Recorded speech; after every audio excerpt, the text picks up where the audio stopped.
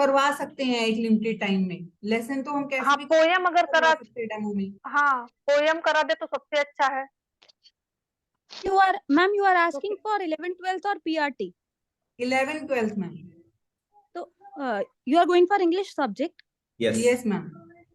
and if they don't ask, if they ask you कि poem नहीं करवाना है, कुछ fiction से या कुछ ऐसा करवाइए, तो हाँ हाँ तो you should, ऐसा तो भी, उस केस में ऐसा भी हो आपके पास सकता है। समरी होना चाहिए मैम, स्ट्रॉन्ग सा, आई थिंक you नहीं won't सब be able तैयार to कर लिए present, नहीं। you won't be able to present the whole chapter ना, आप नहीं कर पाओगे वहां पर, तो वो तो तो कुछ विराम, समराइज किसी करके, एक लेसन का समरी मैं रिप्रेजेंट कर या सकती हूँ वहाँ पे। हाँ एक या दो, ज्यादा 2-3 प्रिपेयर करके जाइए ma'am, would be better. Fiction में से, ड्रामा में से, पोयम अलग अलग आप उसको करके जाइए, आपके तो अलग सब अलग पार्ट्स बहुत जॉनर के ज्यादा होते हिसाब हैं। से एक एक डेमो जी में तैयार कर सकती हूँ। जी जी जी ma'am, you will have to, you will have to.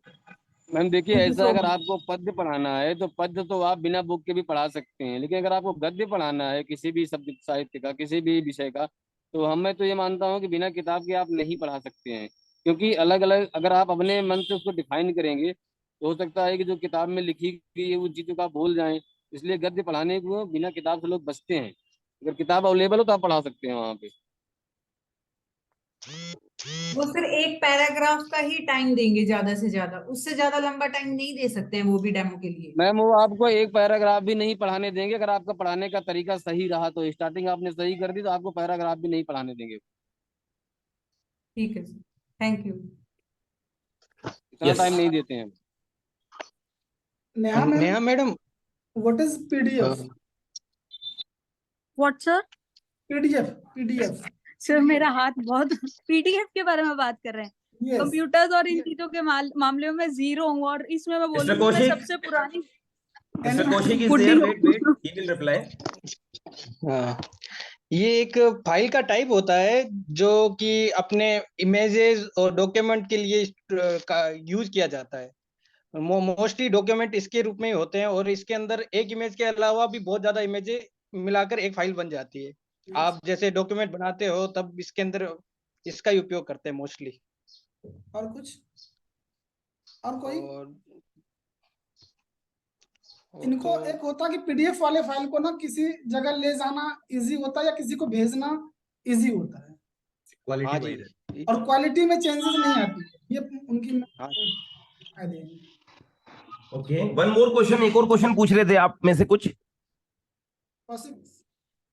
हाँ, नेहा मैडम से पूछ रहा था मैं कि ये पीजीटी टीचर के लिए क्या एक्सपेक्टेशन होती है स्कूल मैनेजमेंट की, कि वो जस्ट लेक्चर ही पढ़ाए या कुछ और नहीं भी? नहीं नहीं नहीं sir, it depends on the conditions of the school. Actually Navodaya के अंदर की बात करेंगे तो he has to work as HM, house master की तरह भी काम करना है। अदर देन दिस केवीएस की, मतलब मुझे तो ये लगता है as a role of a teacher, expectation of a school in terms of for a teacher क्या होनी चाहिए कि वो तो कंटेंट एक्सपर्ट तो सबसे पहले होना ही चाहिए।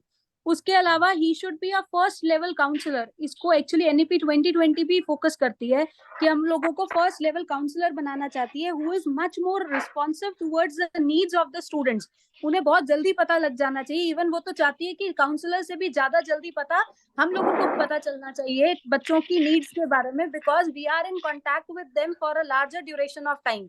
क्लास में बहुत टाइम उनके साथ स्पेंड करते हैं। नवोदया वालों को तो 24/7 बच्चों के साथ रहना है, तो वो वाला कंडीशन जो होती है वो एक्सपेक्ट करता है कि he should be a first level counsellor, content expert. Other than this वो एक अच्छा मेंटोर होना चाहिए, करियर गाइड होना चाहिए, उस वो भी अपडेटेड रहना चाहिए विद द नॉलेज कि कौन से फील्ड्स आजकल खुल रहे हैं। जैसे इसके लिए सर एक और कंसेप्ट है एंटरप्रेन्योरशिप, मतलब हमें अब आजकल बच्चों को ये भी प्रिपेयर करना है कि उनको आगे एम्प्लॉयमेंट के लिए क्या ऑप्शंस है उनके पास, और अगर वो एंटरप्रेन्योरशिप के लिए जाना चाहें तो उसके लिए भी हमें भी अपने आप को अप टू डेट रहना चाहिए। तो स्कूल की expectations as a teacher content expert के साथ साथ ये भी हो सकती हैं। Welcome Akanksha, you can also participate. Kaushik good, आप भी अब पार्टिसिपेट कर रहे हो। ओके, सर हाउ आर मेरा यू हिंदी आकांक्षा? वाली मैम थैंक यू से, सर। You सर want मेरा to I'm हिंदी fine वाली sir, मैम thank से you. क्वेश्चन है। you all are fine, you want to ask something, you want to share something? Sir मेरा हिंदी वाली ma'am से question है जो आपके हाँ पास जी, में हाँ है। जी, रेखा इज देयर, आपको जवाब देने के लिए बोलिए। जैसे कि तुलसीदास जी को आनंद कानन का सबसे बड़ा वृत्त किसने कहा था और क्यों कहा था? क्या सर? तुलसीदास जी को आनंद का सबसे बड़ा वृद्ध आनंद कानन का सबसे बड़ा वृक्ष कहा था, और क्यों कहा था, किसने कहा था? सर मुझे ध्यान नहीं है। आप ट्राई कर सकते हैं विजय मैडम। सर मैं आपसे एक मिनट विजय मैडम, पहले आप आंसर दे दो। सर मुझे भी याद नहीं आ रहा है, प्रहलाद सर ही आंसर वेरी गुड प्रहलाद, यार क्या क्वेश्चन पूछा आपने, वेरी गुड। क्वेश्चन हमेशा ऐसे होना चाहिए जिसमें आप वापस आ जाओ आंसरिंग देने के लिए। गुड, कुछ बताइए। सर सर ऐसा है कि क्योंकि उस समय जो है जब तुलसीदास जी ने हिंदी भाषा में रामचरितमानस की रचना की, तो उस समय के जो भी काशी के विद्वान हुआ करते थे वो संस्कृत भाषा में ही राम कथा सुनाया करते थे, और हिंदी में सुनाने के कारण इनके पास भीड़ अधिक आने लगी, इनकी प्रसिद्धि फैलने लगी। तो काशी के विद्वानों ने इनकी रचना को अमान्य घोषित कर दिया, कहा कि आपने जो है गलत लिखा है, ऐसा अफवाह फैलाया गया चारों तरफ। तो तुलसीदास जी ने कहा कि ठीक है, हम इस रचना को अमान्य मान लेते हैं, लेकिन जो इस समय सबसे मर्मज्ञ हैं, सबसे ज्ञानी व्यक्ति हैं, हम एक बार उनको दिखा लेते हैं अपनी रचना को, अगर वो प्रमाणित कर देंगे तो ठीक है, अगर प्रमाणित नहीं करेंगे तो हम इसको अमान्य मान करके बंद कर देंगे। तो उस समय काशी के विद्वान में मधुसूदन सरस्वती जी सबसे श्रेष्ठ हुआ करते थे। उनकी रचना मधुसूदन सरस्वती जी को दिया गया, और उन्होंने 9 दिन का समय लिया इसको पढ़ने का। और पढ़ने के बाद मधुसूदन जी ने कहा कि हये अस्मिन आनंद कानने तुलसी जंगम तरु यस्य कविता शाखा स्वयं राम भ्रमर विभूषिता। यानी कि इस आनंद कानन काव्य के आनंद कानन के वृक्ष में तुलसीदास एक ऐसे जंगम तरु हैं जिनकी कविताएं ही शाखा हैं, और भ्रमर रूपी राम स्वयं उस पर विभूषित हो रहे हैं, विराजमान होते हैं, इसलिए उन्होंने कहा था इसके बारे में।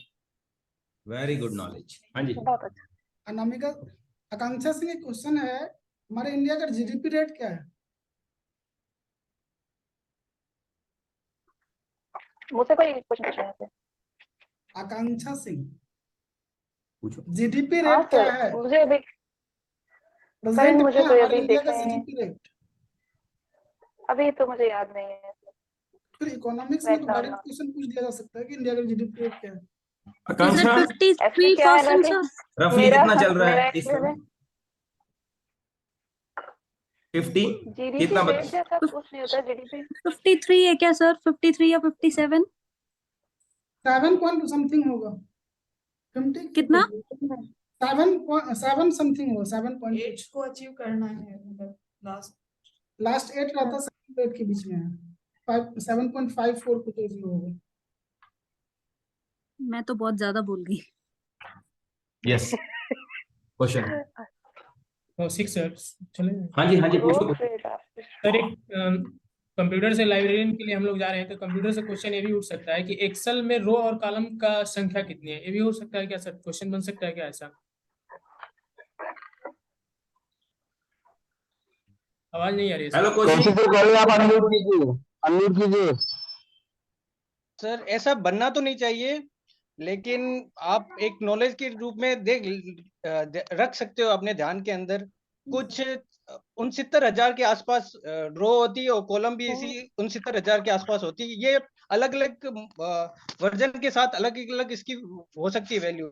जैसे 2000 ओपी एक्सेल 2007 में देखोगे तो उसमें कम वैल्यू, कम सेल्स होगी, और 2020 में होगी, उसमें बहुत ज्यादा हो सकती है। सर एक चीज और पूछना चाहते हैं कि जो रो और कॉलम होता है, जो बीच का वो होता है सर, खाना होता है, उसे सेल, क्या कहते हैं सर? सेल कहते हैं उनको। सेल कहते हैं, ऐसा पूछा जा सकता है क्या सर? हाँ, ऐसे नॉर्मल जस्ट नॉलेज के लिए पूछ सकते हैं कि ये क्या है, ये जो आपको दिख रहा है स्क्वायर, ये क्या है, तो आप उसको कह सकते हैं ये एक सेल है। सर जिसको माइक्रोसॉफ्ट ऑफिस के बारे में पूछते हैं तो हम क्या जवाब देंगे सर? आप ऐसे कह सकते हैं कि ये एक प्रकार का डॉक्यूमेंट टाइप है, जिसके अंदर हम कुछ भी अपना लेटर आराम से लिख सकते हैं। उसके साथ ही लेटर के साथ अपन इमेज भी डाल सकते हैं, या कुछ सर इमेज ये के भी क्या, प्रेजेंटेशन भी ये वाला आंसर क्या जोड़ सर? सकते हैं क्या सर कि एक साथ 100 लोगों को या 200 लोगों को मेल भेज सकते हैं माइक्रोसॉफ्ट ऑफिस के? इलेक्ट्रॉनिक कोई भी फाइल को एक साथ भेज सकते हैं, जितने बहुत लोगों को भेज सकते हैं, इसकी तो खासियत होती है। लेकिन वर्ड का फाइल का ये होता है कि इसके अंदर अपने बहुत चीजें जोड़ सकते हैं, अपने सर, आसान रहता है। अभी किसी ने एक क्वेश्चन पूछा था कि अगर लेजी स्टूडेंट होगा तो उसको कैसे डील करेंगे, तो उसमें मुझे एक पॉइंट याद आ रहा है, अगर मैं ऐड कर सकती हूँ तो हाँ, कि करिए। हमें ना उसका फॉलो अप लेना बहुत जरूरी है। मैम, एक बार बहुत हमने ज्यादा काम दे दिया, लेजी उसको इन्वॉल्व। हाँ प्रीति मैडम ने पूछा था, ये कुछ ऐड भी कर रहे हैं। जी जी जी मैम। हाँ है। मैम, आवाज नहीं आ रही है मैम आपकी। मैम, बहुत ज्यादा लेजी स्टूडेंट ही है। इज वेरी लेजी हाँ पर्सन। तो मैम, जैसे मैम ने, विजय लक्ष्मी मैम ने शायद आंसर किया कि हमें उसको काम देना है, उसको सेपरेटली डील करना है, तो साथ में हमें ये बात भी ऐड कर सकते हैं कि हमें उसका फॉलो अप भी लेना है। लेजी स्टूडेंट को काम दे दिया, वो काम नहीं करेगा, वो लेजी है, तो हमें उसको फॉलो अप लेना है, नेक्स्ट डे वो करके लाता है या नहीं लाता है, this is the responsibility of a teacher. तो ये ऐड कर सकते हैं हम उसमें। जी इसमें मैम। मैं एक पॉइंट करना चाहूंगा, जो नियम हमने बताया अभी। सर आवाज आ रही है? जी सर, आ रही है, बोलिए। यस आ रही है। हाँ सर।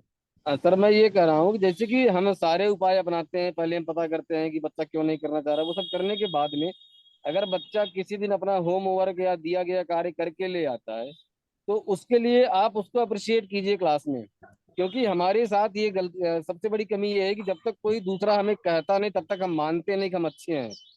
Yes, हम मानते ही नहीं कि हम अच्छे हैं। अगर कोई कह देगा कि आप बड़े अच्छे लग रहे हो, तो हम मान लेते हैं कि हाँ हम अच्छे हैं वास्तव में। तो आप उसको क्लास के सामने उसका उत्साहवर्धन कीजिए, बच्चों से क्लैपिंग करवा जी, दीजिए। Very nice. वो बच्चा जो है ना, अगले दिन जरूर करके आएगा, कल मेरे लिए ताली बजी बजी बजी थी, आज भी तालियां बजवाऊंगा मैं क्लास में अपने लिए। जी तो जी ये जी जी, अंदर से, करेक्ट उसके सर। अंदर से मोटिवेशन आता है इससे। तो ऐसे भी आप कुछ सर कर इसी सकते हो। सर इसी पे एक और क्वेश्चन है फिर, कि अगर हम, जी जी। कई बार सुनने में आता है क्वेश्चन, बोर्ड हमसे ये पूछता है कि क्या हमें क्लास में ऐसे वर्ड्स यूज करने चाहिए, excellent, very good, keep it up, क्या हमें बच्चों के लिए ऐसा कुछ यूज करना चाहिए, मेनली पीआरटी के लिए? मैम देखिए, ऐसा है ना कि बच्चे इसके बारे में मुझे ज्यादा जानकारी तो नहीं है, लेकिन जहां तक मेरी नॉलेज में बताना चाहूंगा, बच्चों को ना जैसे कि वो उनके क्लास में फूल बना के दे दिया, रोज बना के दे दिया, या फिर उनके लिए कोई स्माइलिंग जुजू बना के दे दिया कि आपने अच्छा कार्य किया, तो बच्चे बड़े खुश होते हैं उससे। क्योंकि मेरा जो बेटी है अभी, वो लगभग तीसरी क्लास में पढ़ती है, तो रोज दिखाती है, पापा मुझे देखो आज स्माइलिंग जुजू मिला है, क्लैपिंग मिला है, ये मिला, तो वो बच्चा खुश होता है अंदर से। अब उसको एक्सीलेंट, वेरी गुड आप कह सकते हैं या नहीं कह सकते, इसके बारे में मैं पूरी जानकारी नहीं रखता हूँ, लेकिन गुड पर बच्चे से की सर हम खुशी लोग, उसी में होती है। पर अगर कोई इसके बारे में सजेस्ट करना चाहे तो प्लीज, क्योंकि ये क्वेश्चन बोर्ड में, मतलब पैनल में पूछा गया है किसी से, कि हमें क्या बच्चों को इस ऐसे रिमार्क्स यूज करके, very good, very excellent, very poor, ऐसे रिमार्क्स बच्चों को देने चाहिए क्या हमें? मुझे यस लगता है मैम नेगेटिव तो नहीं देने यस चाहिए। मैम, गुड वेरी हाँ गुड कह सकते हैं, कोई प्राइज नहीं दे सकते। गुड तो कह सकते हैं, लेकिन पुअर कहना थोड़ा उसको डिमोटिवेट पुअर, हाँ करना हो वही जाएगा नेगेटिव। उसको भी, क्योंकि हाँ जी जी, ये पुअर तो कहते कि नहीं बच्चे कह तुम भी सकते। अच्छा कर सकते हो, प्रिया वांट मेहनत टू ऐड करोगे तो समथिंग? तुम भी ऐसा यस पा प्रिया। सकते हो। मुझे पूछना है क्वेश्चन। पूछ। मैम मुझे पूछना है कि मुझे फिजिक्स का कोई टॉपिक पढ़ाना है एज ए टीजीटी साइंस, तो मैं कौन सा टॉपिक चूज करूं तो वो अच्छा रहेगा मेरे लिए, और कैसे उसको इंट्रोड्यूस करूं? अगर मैम, टीजीटी सबसे साइंस है पहली बात, कंफर्टेबल जिस पोर्शन में आप रहे उसी को चूज करो, और that should be so much prepared that every question that can come out of it वो आप आंसर कर सको। मतलब हमारा ऐसा, मैम जो क्वेश्चंस आएंगे उस चैप्टर से वो किस लेवल के हो सकते हैं, 12th लेवल के? Ma'am from the same level Navodaya, I thought कि Navodaya would be asking me from, जैसे मेरा, मुझसे जब पूछा गया तो प्रोजेक्टाइल पूछा गया, आप जानते ही हैं, तो प्रोजेक्टाइल पूछा गया, तो मैं एक्सपेक्ट नहीं कर रही थी नवोदया से कि, मतलब जब मैं बोर्ड, मेरा इंटरव्यू हुआ तो उन्होंने मुझसे बिल्कुल बेसिक पूछा, प्रोजेक्टाइल की डेफिनेशन क्या है, उसके दो टाइप्स जो आपने पढ़े हैं वो बता दीजिए, उसकी इक्वेशन क्या है लिख के दिखा दो, उसको वेक्टर फॉर्म में लिख के दिखा दो, सिर्फ इतना। अदर देन दिस उन्होंने मुझसे कुछ भी नहीं पूछा। मतलब they will never ever go into that detail जो आपको एमएससी लेवल तक ले जाएगी फ्रॉम द सेम क्लास, और ज्यादा से ज्यादा एक स्टेप ऊपर, जैसे हम बच्चों को हायर ऑर्डर थिंकिंग स्किल्स के लिए करते हैं, क्वेश्चंस देते हैं उस लेवल के, बस, मैम उससे ज्यादा नहीं ma'am. As a TGT science तो मुझे वो 12th लेवल टच करेंगे क्या फिजिक्स का? Ma'am I don't think so, I don't think so, इतना हाई नहीं जाएंगे, पर अगर मतलब डिपेंड्स ऑन द थोड़ा बहुत एक आध बोर्ड क्वेश्चन हो ऑल्सो। सकता है, बहुत हाँ, ज्यादा एक नहीं, आध क्वेश्चन, ज्यादा नहीं कि पूरा फोकस उस पे ज्यादा कर नहीं लेंगे, क्योंकि करेंगे। जब हम बात करते हैं प्रोजेक्टाइल वगैरह, तो ये 9th में तो आता ही नहीं है ना, तो 8 7th 8 में आता ही नहीं, तो आपका टॉपिक सिलेक्शन ही शायद ऐसा होगा जो 11 12 तक नहीं जाएगा मैम। सर मेरा एक क्वेश्चन है, बायोडाटा में हमें 4-5 लाइनें लिखने को मिलेंगी, उसमें क्या हम अपने हिसाब से बढ़िया लिख सकते हैं कि वो सफिशिएंट हो, कम ज्यादा ना रहे? बायोडाटा में क्या क्या मैम, फिल करेंगे सर? मैम बायोडाटा में बेसिकली हमें वही लिखना चाहिए जो चीज हम हैं या हमें पता है, क्योंकि हो सकता है कि उससे आपसे प्रश्न करने लगे। बायोडाटा का मतलब ये होता है कि हम अपने बारे में उनको जानकारी दे रहे हैं कि मैं ये हूँ, ये मैं कर सकता हूँ। अगर आपने सर मैं ऐसा कुछ वही लिख पूछ दिया रही हूँ, जिसके बारे में आप 4-5 लाइंस में कैसे सम अप करेंगे कि हम अपनी क्वालिटीज भी दिखा दें और सामने वाला क्वेश्चन करे तो